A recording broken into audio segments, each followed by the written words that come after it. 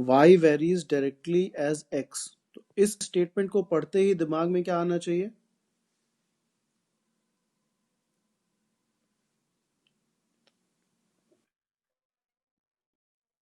Correct.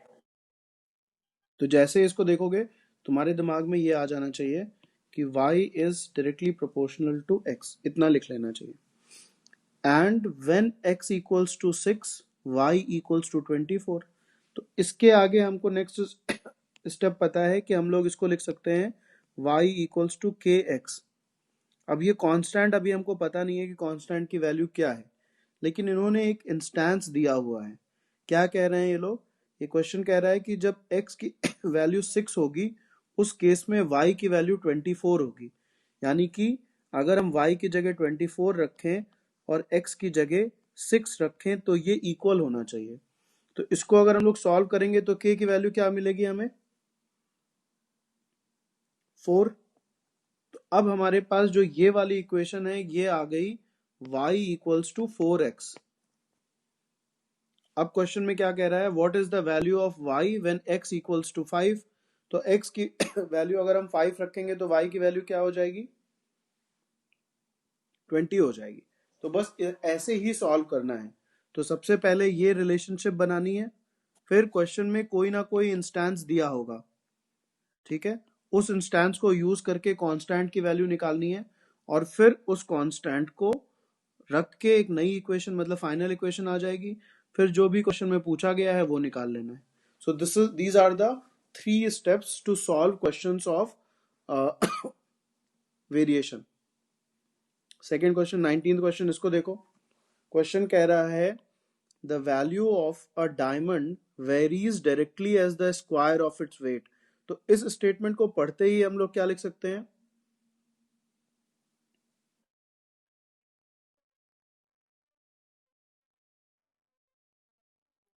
So we can write value is proportional to weight square, यही लिख सकते हैं।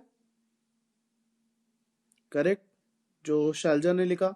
इसको आगे हम लोग लिख सकते हैं v इक्वल्स टू के डब्ल्यू स्क्वायर। अब क्वेश्चन में क्या कह रहा है कि जब डायमंड का वेट 1.5 ग्राम होगा उस केस में वैल्यू कितनी होगी? 9000। तो वेट की जगह हम लोग 1.5 लिख दें और वैल्यू की जगह 9000 लिख दें। So 9000 is equal to k into 1.5 का square, that is k into 1.5 का स्क्वायर कितना होगा? 3। नो, 1.5 इंटू 2 नहीं है, 1.5 का स्क्वायर है। 2.25 स्क्वायर से याद करने के लिए मैंने बोला था। तो अब k की वैल्यू क्या आएगी? 9000 divided by 2.25, that is into 100। ये हो जाएगा 9, ये हो जाएगा 4, ये हो जाएगा 1000, that will give us k equals to 4000। अब k की वैल्यू हमें पता चल गई, तो हम लिख सकते हैं v equals to 4000 w square. Now they are asking what will be the value of a diamond weighing 2.5 grams. w की जगह 2.5 कर दो। सो 4000 इंटू 25/10 इंटू 25/10, ये दोनों कट गए। that gives us 1000 into 25, that is 25,000 is the answer. Clear है? सबसे पहले क्या करना है, देखो क्वेश्चन को ध्यान से समझो। जैसे मैं कर रहा हूं वैसे क्वेश्चन पढ़ते ही तुम्हारे दिमाग में क्या आना चाहिए ये बहुत जरूरी है, यही सीखना है। तो क्वेश्चन देखते ही the value of a diamond varies directly as the square of its weight, इतना पढ़ते ही मेरे दिमाग में ये डायरेक्टली स्ट्राइक करना चाहिए, ये वाला term, value of a diamond square of weight. तो इन 3 चीजों को देखते ही हमारे दिमाग में तुरंत आ जाना चाहिए, पहला ये और उसके बाद ये। तो जैसे ही हमने पढ़ा हमने तुरंत लिख लिया v इक्वल्स टू के डब्ल्यू स्क्वायर, क्योंकि और कुछ दिया नहीं हुआ है। फिर इन्होंने एक इंस्टेंस दिया हुआ है कि diamond weighing 1.5 grams has a value of 9000। तो जब वेट 1.5 ग्राम है तो वैल्यू 9000 है, तो वेट की जगह 1.5 कर दो, 1.5 स्क्वायर दैट इज 2.25 इंटू के इक्वल्स टू 9000। तो के की वैल्यू क्या हो जाएगी, 9000 डिवाइडेड बाई 2.25। सॉल्व करोगे तो के की वैल्यू आ जाएगी 4000। यू पुट के की जगह पे 4000 तो v की वैल्यू हो जाएगी v equals to 4000 W square. अब क्वेश्चन में क्या है, what will be the value of a diamond weighing 2.5 gram. तो w की जगह 2.5 लिख दो, सॉल्व करो and you will get this as your answer.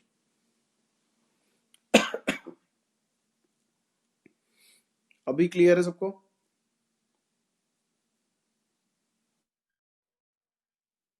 Everyone, Palak clear है?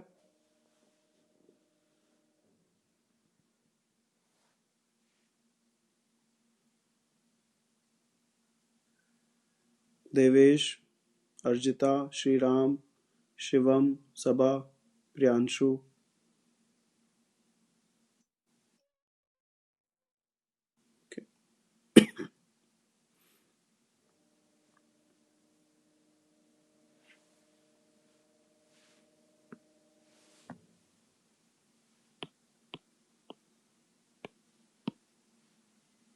ये सॉल्व करो।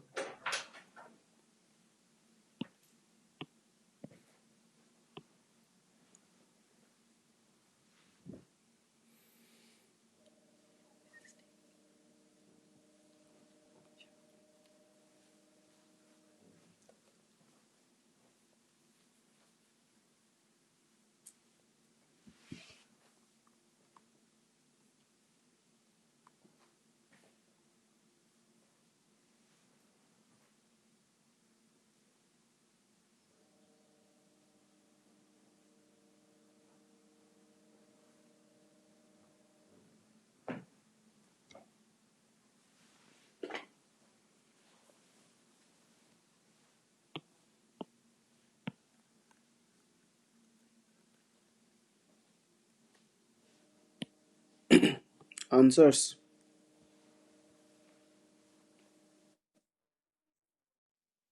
2:1। ओके,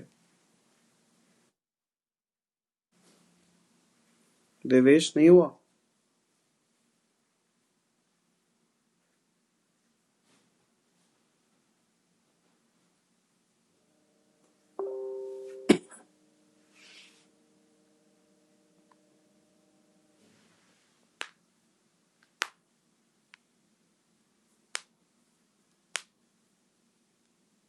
देवेश, शिखर, वत्सल, प्रियांशु, वंशिका।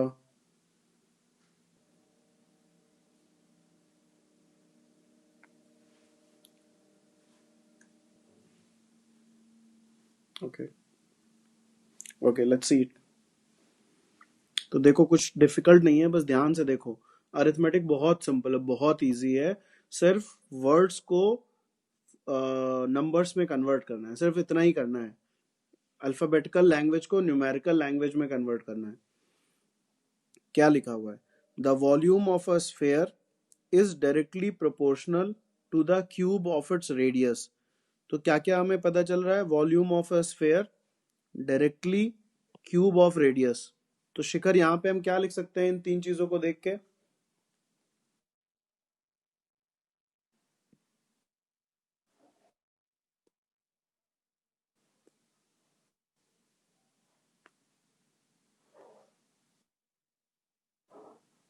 वत्सल क्या लिख सकते हैं?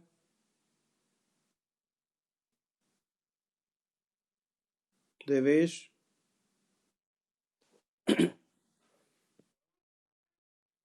बताओ, कौन बता रहा था? v proportional to K R cube. अब proportional to K R cube नहीं होगा Shikhar, v proportional to R cube होगा। जब हमको k लगाना है तो k किस लिए लगाते हैं, प्रोपोर्शनल के साइन को हटाने के लिए लगाते हैं। सो v equals to K R cube. ठीक है शिखर, क्लियर है? अब ये हमने निकाल लिया। अब इसने कहा है कि if the volume of two spheres are in the ratio 8:1, यानी कि एक वॉल्यूम V1 है और एक वॉल्यूम V2 है, this is equal to 8/1. So this is equal to K R1 cube upon K R2 cube. ये लिख सकते हैं कि नहीं लिख सकते हैं?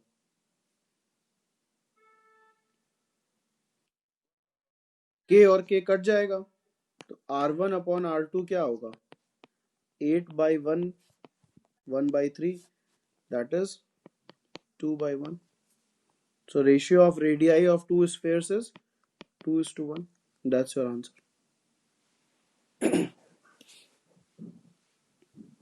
अभी क्लियर हुआ?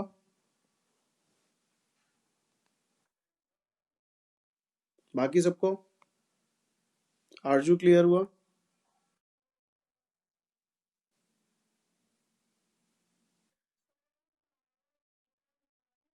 ब- नहीं नहीं नहीं, देखो, इंडाइसेस एक बार पढ़ लो. जब a raise to n equals to k होता है, तो a equals to k raise to 1/n होता है. 1/n का मतलब रूट्स होती हैं. तो जैसे अब k को अगर हमने लिख दिया 2 raise to n into 1/n, तो ये n और ये n कट गया, क्या आ जाएगा? 2 आ जाएगा. तो अब यहाँ पे 8 की जगह हम लोग क्या लिख सकते हैं? 2 raise to 3 upon 1 equals to R1 cube upon R2 cube. अब ये क्यूब इधर से इधर जब जाएगा तो क्या हो जाएगा?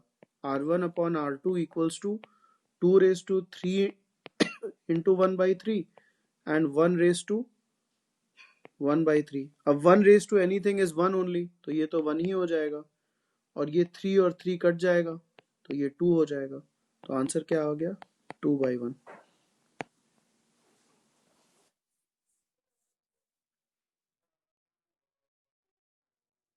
हम्म. हम्म. अब वो तो क्वेश्चन में तुम्हें दिया रहेगा ना. मैंने तो एक एग्जाम्पल के लिए बताया था कि मान लो इम्प्योरिटी किसी ने दी हो क्वेश्चन में, इम्प्योरिटी इम्प्योरिटी इनवर्सली प्रोपोर्शनल हो जाएगी या इनवर्सली वेरिड हो जाए. हम्म.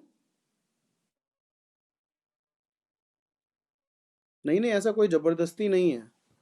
मान लो इम्प्योरिटी नहीं दी होती तो सारे ऊपर ही रहते. सो देर इज नो, कोई ऐसी नेसेसरी कंडीशन नहीं है कि एक नीचे जाएगा ही जाएगा. वो तो मैंने एग्जाम्पल के लिए समझाने के लिए कि अगर इनवर्स रिलेशन वाला भी कुछ है वहां पे, तो उसको और डायरेक्ट वालों को सबको एक साथ कैसे मर्ज करोगे, इसलिए मैंने बताया. But there is no necessary condition कि एक डिनोमिनेटर में होना ही चाहिए. ओके, ये करो.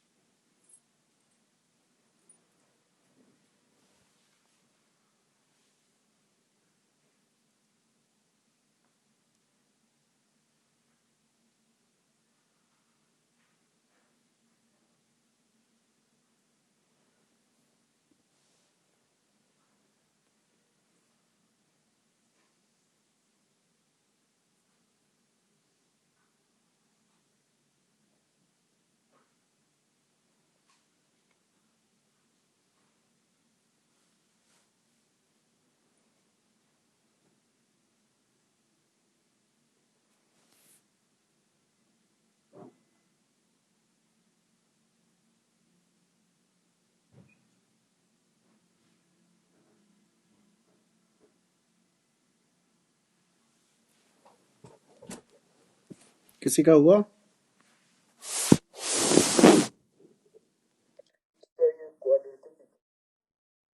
Okay, let's see. तो देखो क्वेश्चन क्या है, the total surface area of a cylinder is the addition of curve surface area and the area of the base. तो हम यहाँ पे सबसे पहले, तो पहले इरेज कर देता हूँ। सबसे पहले इतना पढ़ते ही हम लोग लिख सकते हैं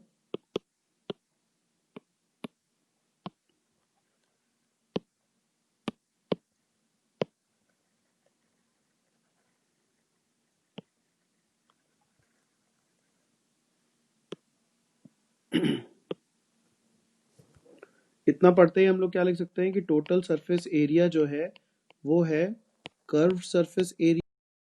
इक्वेशन हम लोगों ने बना ली और उसके बाद जो जो वैल्यूज दी हुई थी यहाँ पे उनको हमने यहाँ पे रखा और इसको सॉल्व कर लिया। इसको सॉल्व करना अगर नहीं आता है अभी तो कोई बात नहीं है, ये बाद में हम बता देंगे, ये अलजेब्रा में पड़ेगा। तो k और k1 की वैल्यू आ गई, इन दोनों वैल्यूज को हमने इस इक्वेशन में रख दी तो हमारे पास ये इक्वेशन आ गई। अब यहाँ पे TSA की वैल्यू दी हुई थी 144 और R की वैल्यू निकालनी थी। Am I audible? ओके, अब इसको सॉल्व करना, again this is a quadratic equation, तो इसको सॉल्व करने के लिए बी अलजेब्रा में हम लोग करेंगे पहली दूसरी क्लासेस में, बट अगर आता है तो बहुत अच्छी बात है, नहीं आता है तो वी विल टीच यू। इसको सॉल्व करोगे तो आर की वैल्यू 6 आ जाएगी। ठीक है, एक और क्वेश्चन करो।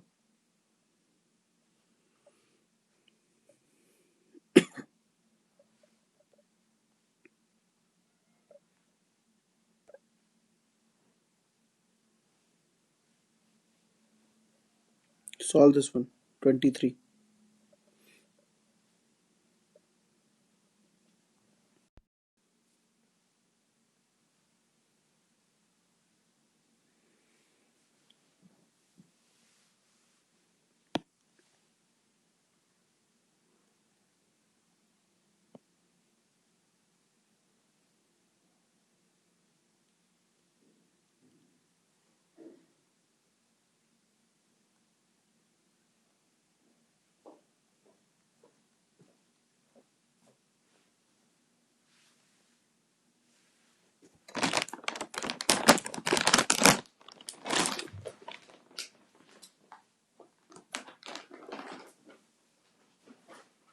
$6 million।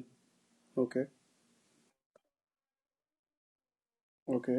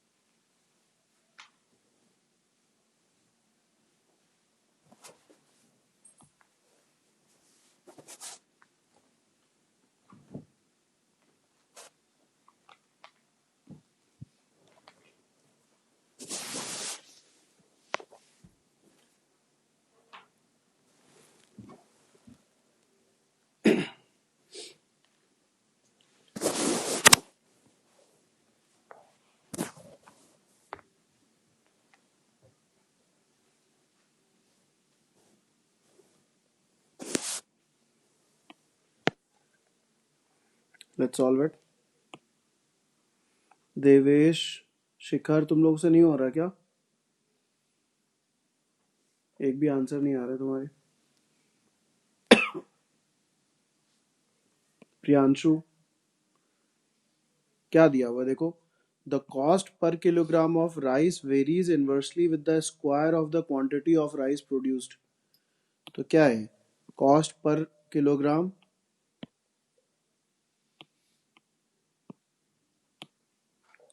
Kilogram inversely square of the quantity. तो इससे हम लोग लिख सकते हैं C is inversely proportional to 1/Q square.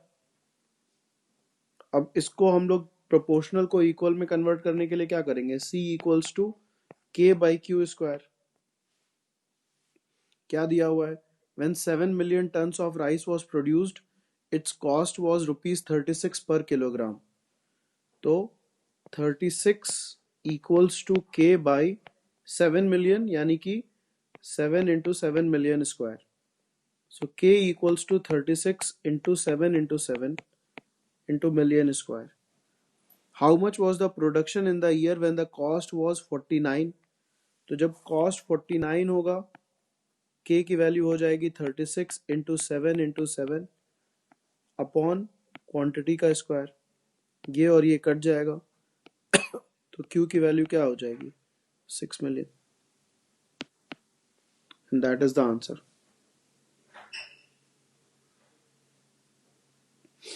Clear है सबको, जिन लोगों को कहीं पे अगर कहीं पे फंस रहे थे या कहीं पे दिक्कत आ रही थी तो।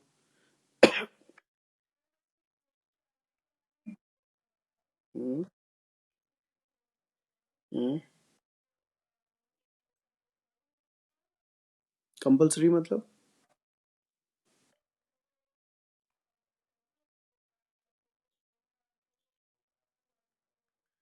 तुम तो टाइम, उसमें तो तुम्हारा टाइम वेस्ट हो रहा है ना Palak. What you are doing, you are multiplying 36 and 49। इसको मल्टीप्लाई करने का कोई फायदा नहीं है ना, बाद में तो ये कैंसिल हो ही जा रहा है। मैंने लास्ट क्लास में भी बोला था कि जो इंटरमीडिएट कैलकुलेशंस हैं उनको नहीं करना है। अगर डिवीजन है तो डिवीजन में रोक दो, मल्टीप्लिकेशन है तो मल्टीप्लिकेशन में रोक दो, don't try to solve it entirely, right. तो अगर यहाँ पे सॉल्व नहीं करोगी तो ये अपने आप कट जाएगा। सॉल्व कर लोगी तो तुम यहाँ पे पहले मल्टीप्लाई करके टाइम वेस्ट कर रही हो, फिर डिवाइड करके टाइम वेस्ट कर रही हो, you are wasting your time. तो क्वेश्चन में कैलकुलेशन, इंटरमीडिएट कैलकुलेशंस वैसे ही छोड़ दो, you will cancel them out. जब लास्ट में एकदम आंसर पे बचे तब सब सॉल्व करके, जो भी सॉल्व करना है, जो भी फाइनल आंसर निकालना है तब निकालो, बट मिडवे नहीं निकालने की जरूरत है।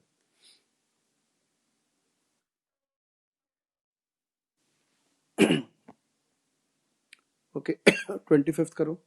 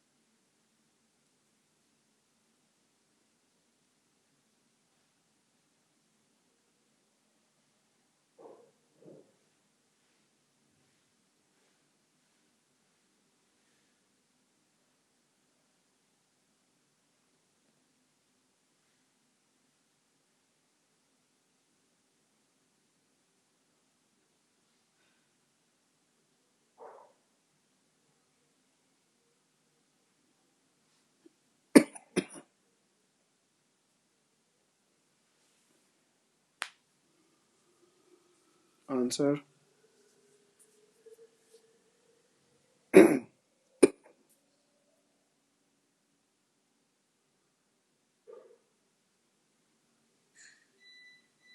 नहीं सॉल्व हो रहा। Let's see a design. देखो कहानी बहुत लंबी चौड़ी होगी बट उस कहानी से परेशान नहीं होना है। A designer gift store sells cube-shaped candles and the pieces prices are quoted as per cubic inch of candle। तो क्यूब शेप्ड है, पर क्यूबिक इंच मतलब वॉल्यूम की बात हो रही है। Part of the cost per cubic inch of the candle varies inversely with the volume of the candle। So part of the cost जो है वो inversely varies करती है with the volume of the candle। यानी कि cost is inversely varies to volume and rest of it varies inversely with the length of the side of the candle। So rest किससे very करता है? cost 1 हो गया, cost 2 varies inversely with the side of the candle। फिर क्या दिया हुआ है? The cost of a candle of side 2 inch is rupees 16 per cubic inch। तो जो वॉल्यूम होता है क्यूब का, जो वॉल्यूम होता है वो क्या होता है? किसी को पता है? Volume of a cube side cube होता है, ए क्यूब होता है, right? So it is side cube. तो इसको हम लोग लिख सकते हैं C इक्वल्स टू के अपॉन एस क्यूब C1, और इसको लिख सकते हैं C2 equals to K1 upon S. तो जो हमारा C होगा वो क्या होगा? K upon S cube plus K1 upon S. अब इसने कहा है when the cost of a candle of side 2 inch is rupees 16 पर क्यूबिक इंच। तो S की वैल्यू अगर 2 है तो कॉस्ट हो जाएगा 16। तो 16 equals to K by 8 plus K1 by 2। इसको हम लोग आगे सॉल्व करेंगे तो हम लोग लिख सकते हैं 16 into 8 equals to K plus 4 K1। एक इक्वेशन। दूसरी इक्वेशन आ जाएगी इससे, cost of a candle of side 3 inch is rupees 5 into 1/9। इसका मतलब होता है 5, 1/9 का मतलब होता है 45 प्लस 1/9, यानी कि this is equal to 9 into 5 plus 1/9।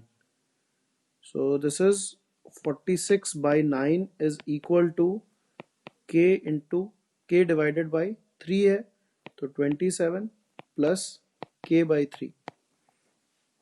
तो ये हो जाएगा 27 इंटू 46/9 इक्वल्स टू के प्लस 9K1।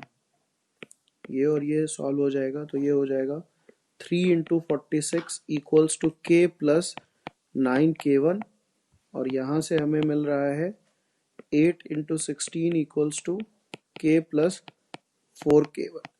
इसको सॉल्व करो और मुझे के और K1 की वैल्यू बताओ।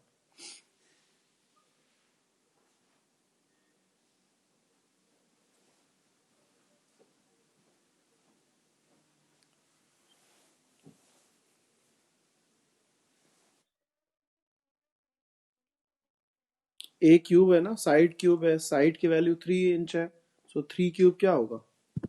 3 इंटू 3 इंटू 3 दैट इज 27।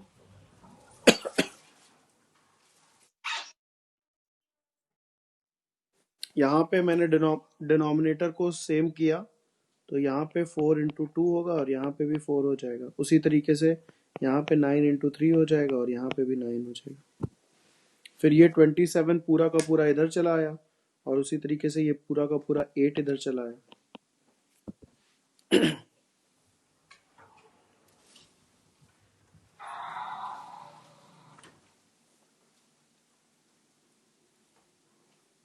के एंड K1 की वैल्यू बताओ। 2 एंड 120।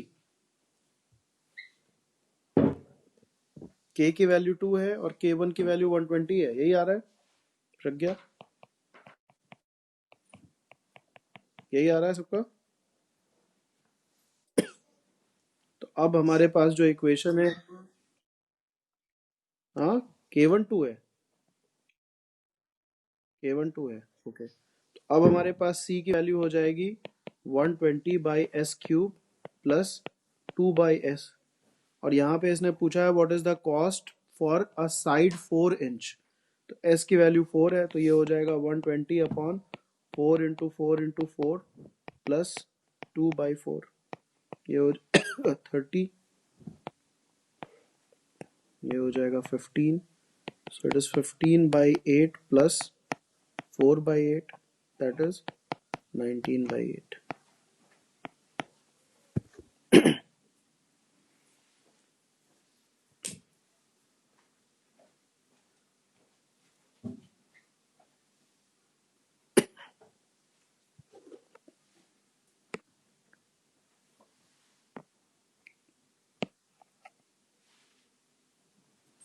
ठीक है, तो ये एग्जैक्टली सिमिलर था जो हमने अभी पहले थोड़ी देर पहले किया था, जहां पे दो इक्वेशंस थे, आर वाला, आर स्क्वायर वाला, टोटल सरफेस एरिया वाला, वैसे ही है। तो इस तरीके के क्वेश्चंस आते रहेंगे, आप कर लोगे मेरी समझ से। Will you be able to do these kind of questions? Devesh, कर लोगे?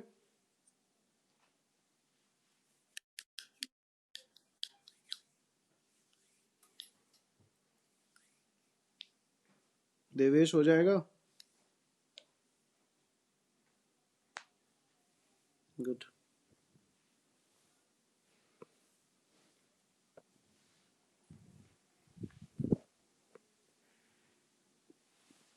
ठीक, ये भी कर लो।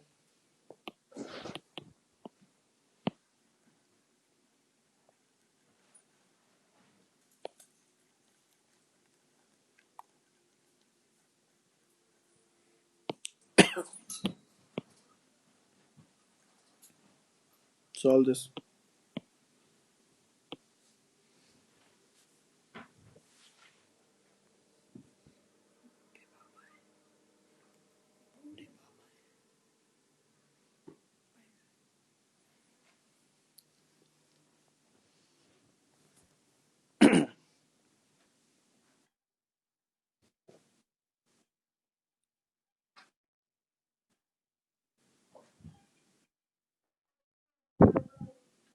क्वेश्चन विजिबल नहीं है। x varies directly with y as well as z when x equals to 2, y equals to 3, z equals to 5.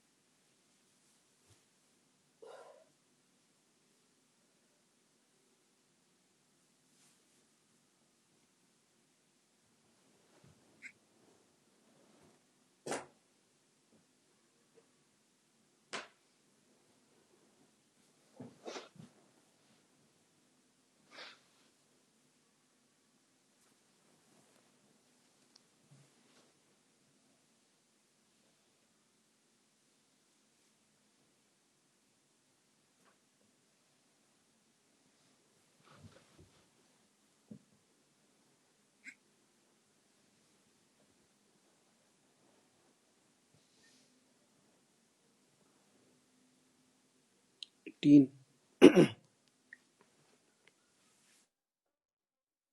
Okay, question क्या है? x varies directly with y as well as z।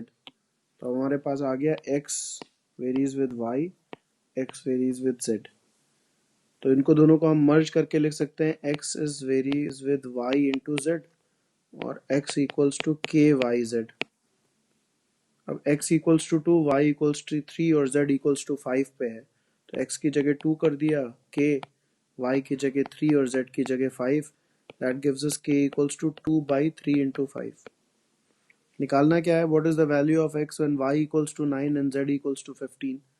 So x equals to k यानी कि 2 upon 3 into 5 into y equals to 9 and z equals to 15. Y equals to 9 and z equals to 15. ये और ये cut गए. That gives us 18 as the answer. Clear है सबको? Okay. अभी ये जो रिलेशन वाला है, अब मैं आज इसको नहीं कराऊंगा, नहीं तो फिर बहुत वो हो जाएगा, काफी कुछ एक साथ हो जाएगा. सो just go through these questions, solved examples given in the book, and you can, if you want, you can solve questions on page number 27, question number 26, question number 27, question number 28, question number 29, question number 30, 31, 32 नहीं कर सकते हो अभी, 33 कर सकते हो. Okay, so except 32 you can solve all questions. तो कल का ये असाइनमेंट है, ये कल करके आना. कल हम लोग रिलेशन वाले क्वेश्चंस करेंगे, उसको समझेंगे, और if time will permit we will solve all these questions. And make sure that you read today's paragraph or today's article and tomorrow's article, और उनकी समरी या जो भी क्वेश्चंस मैं बोलता हूँ लिखने के लिए, वो ग्रुप पे, मतलब वो कमेंट सेक्शन पे पोस्ट हो जाने चाहिए. और कल मैं मतलब अभी तक मैं बहुत लीनियंट हूँ, मैं कुछ नहीं बोल रहा हूँ, बट कोई नहीं कर रहा है. बट अगर कल मुझे 16, 18, 17 लोग, जितने लोग हो, सबके अगर आंसर्स वहाँ पे कमेंट नहीं मिले या सुडोकू सॉल्व किया हुआ नहीं मिला, then I will remove you from the class. फिर वीडियो रिकॉर्डिंग देखते रहना. हाँ सबा,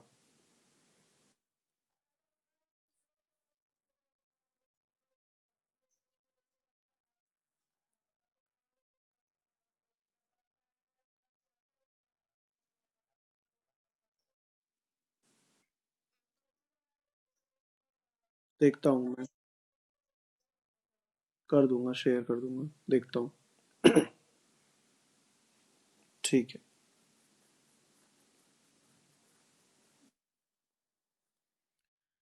ठीक है, चलो, बाय.